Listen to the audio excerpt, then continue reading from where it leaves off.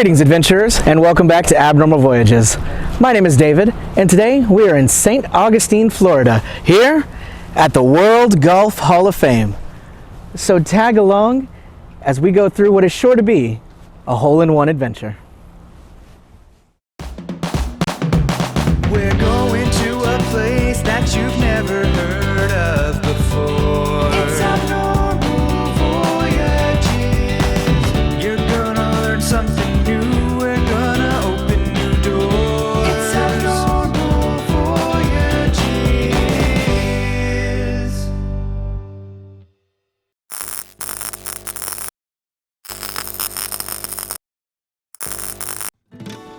The World Golf Hall of Fame originally opened in Pinehurst, North Carolina in 1974. After a few other Hall of Fames merged in with it, a brand new facility was built here in Florida in 1998.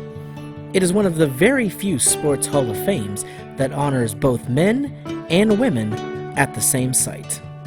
The Hall of Fame is supported by a consortium of 26 golf organizations from all over the world. And as you can see, it is an absolutely beautiful building and wonderful grounds with statues and iconic pieces of golf history all over the place. So one of the things included with your admission here at the World Golf Hall of Fame is a challenge shot where you hit from here out to that island over there. Whoever gets closest to the pin in a month span gets commemorated in a brick that goes on the walkway. So I'm going to give it a shot, and I guarantee you it will come nowhere near that island. But we're going to have fun, that's what matters. Alright.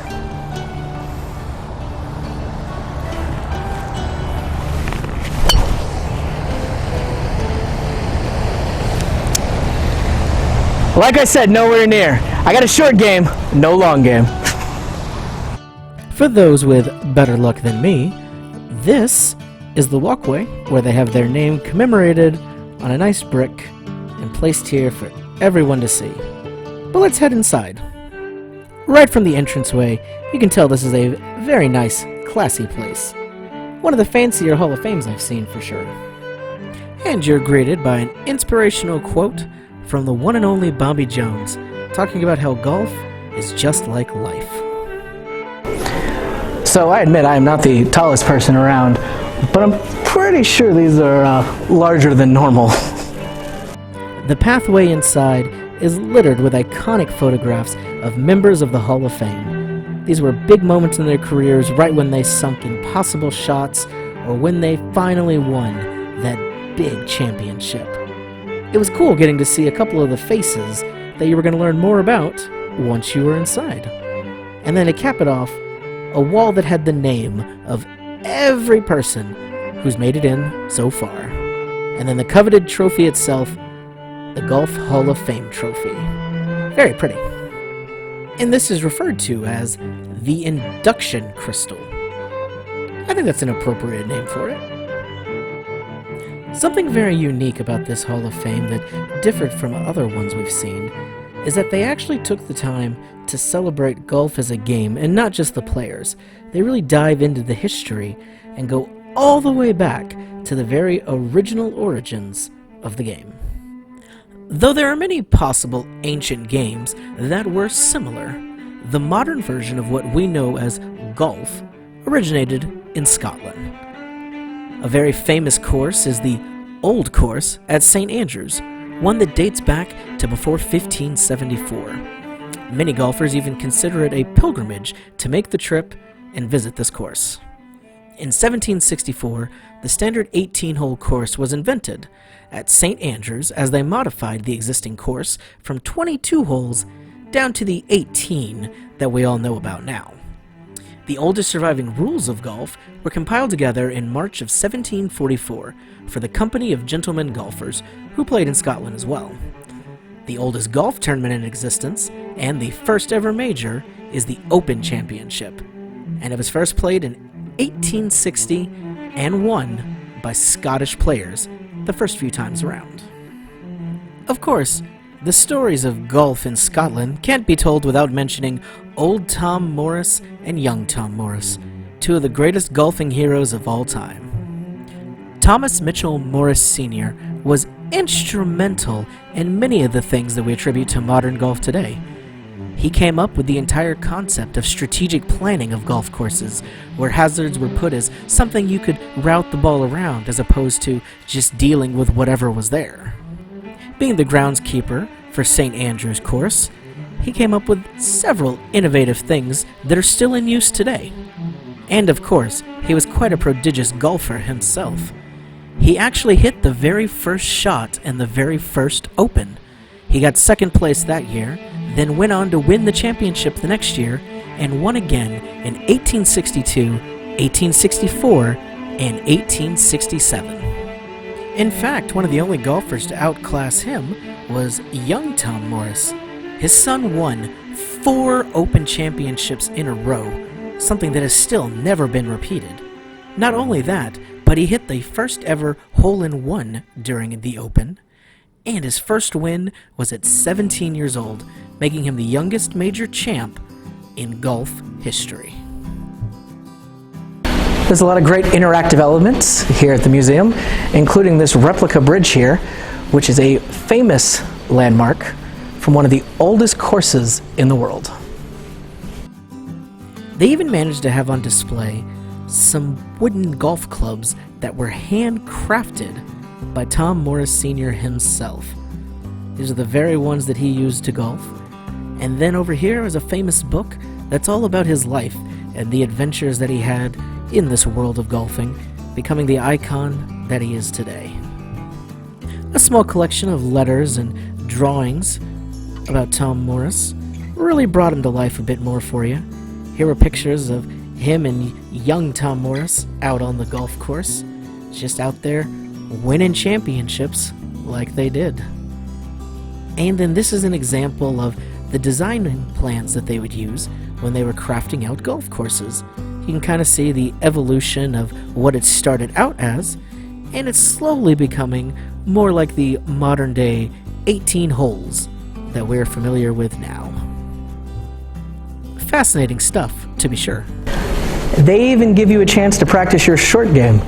You know, got to keep things sharp, so next time Blake and I play mini golf, I bring in the win. As time progressed, the game of golf of course evolved, and it wasn't long before they began making their clubs out of iron instead of just wood.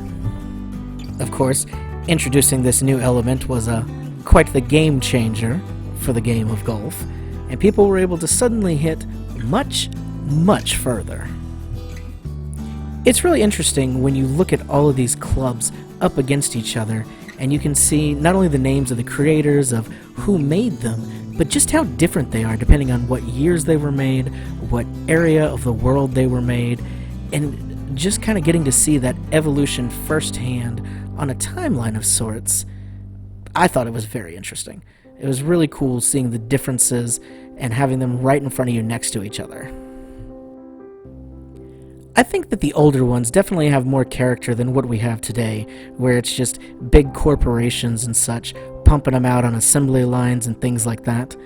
They may be stronger clubs, but I think there's something to be said for playing with a club that was handcrafted and carved specifically for you. It definitely has a lot more character involved for sure. I'm not sure how practical it would be, but it sure would be fun to someday go out there and play an entire game with some of these more old school clubs. Now, like any sport, it is still a game, so while it may be a lot of fun to get out there and play, you want to win. So this area started focusing more on the champions of the days, the ones that got out there and had the lowest scores to win the cups. Through the long, storied history of golf, they of course couldn't focus on every single champion that's ever been out there. There's just been so many. But they did a really good job of showcasing particular ones and then giving you an example of the kind of gear they were using, the clubs they were using, just to really bring it to life that you could see kind of what the conditions were like when they won their games. It was a nice kind of living history moment. And though it may have started in Scotland, golf was a phenomenon all over the world. It didn't matter what nation or country you hailed from, everybody wanted in on this great game. So, they showed you a little bit of how it differed in the different places and all the things that other countries were able to bring to the game that made it a more enriching and culturally accepting sport. I think it's very interesting that out of all the major sports out there, golf is probably the one that is the closest to being exactly the same all over the world. They made sure to put in little anecdotes here and there from all over, just to show you some differences. One of my favorite ones was this here, where they were talking about what is a track iron, and it was an iron that was specifically made to help when your ball landed in a track of a wagon that had gone by. You had to get it out of that hole, so of course, you needed an iron fit for that cause. These were some of the tools that were used in crafting golf balls and golf clubs. A little different than what we use today, but still interesting to see, nevertheless. And then, here was a little bit about the history of golf balls, and the ways that those have changed throughout the years. Just like golf clubs, it's interesting that the materials have changed as much as they have, and how big of an impact it's really had on the game as a whole. Depending on what it was made out of, very much affected how far it would go, how you wanted to hit it, how the aerodynamics worked, etc., etc. I think it'd be funny to get the opinion of some of these really old golf icons if they were able to pick up and use the equipment and play on the courses that we've developed today. I think they'd be shocked at just how far and how different this game has become.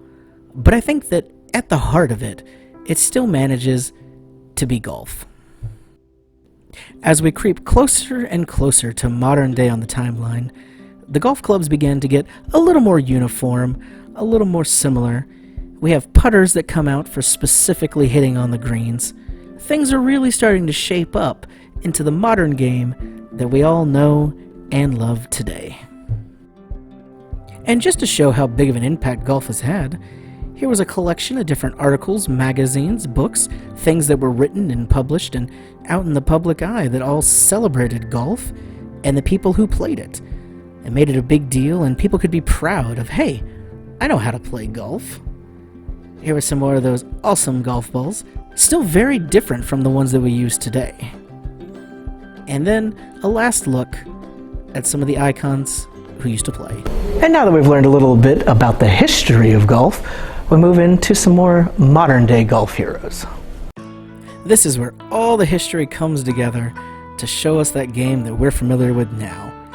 Here is a leaderboard with just some famous scores, and of course flags up top representing all kinds of different countries, just to show how worldwide golf truly became.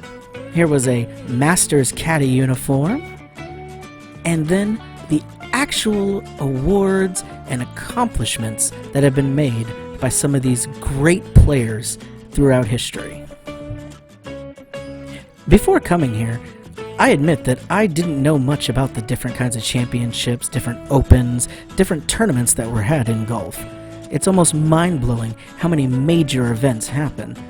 There's of course the Masters, but then there's at least a dozen or so other major tournaments that happen every single year, some of which have even more amazing and incredible moments than those that you've seen at the Masters. So it's great that a place like this exists so they can celebrate and share these accomplishments with the rest of the world. Just like in the historical section, they did a great job of showing off the different press announcements, the newspaper articles, and all the huzzah that went into the fact that these people were champs. There were items that actually belonged to some of these great players that really brought home, hey, these are people just like you and me. This is something that anybody could do if they really set their mind to it. These guys had the talent and the passion to get out there and become great at this game that they loved. I know they say if you set your mind to it, you can become a master at anything. But I have a feeling no matter how much time I put into it, I will never be as good at golf as these people here. But my favorite section was the display case of all the trophies. We had the Masters Trophy, the US Open Championship Trophy, one that unfortunately I don't think I will ever come close to, the Claret Jug, which was actually first won by young Tom Morris. His name is the first one that's on that famous trophy. The Rodman Wenmaker Trophy, which is another gorgeous piece. But since I won't get one of those, well, we decided that we'd maybe stick our name on this one and get ourselves a little virtual trophy. See, look at that. Abnormal Voyages is a winner in our eyes. And finally we came to the Wall of Fame, where they showed all the golfers who have earned their place in these hallowed halls. Every one of them is represented here in a gorgeous plaque up on the wall for everyone to see for the rest of time, eagerly awaiting the next members. Well, after a hard 18 holes of golf, we're here in the locker room and ready to relax. Thanks for teeing off with us today. My name is David. This has been Abnormal Voyages. We'll see you on the green.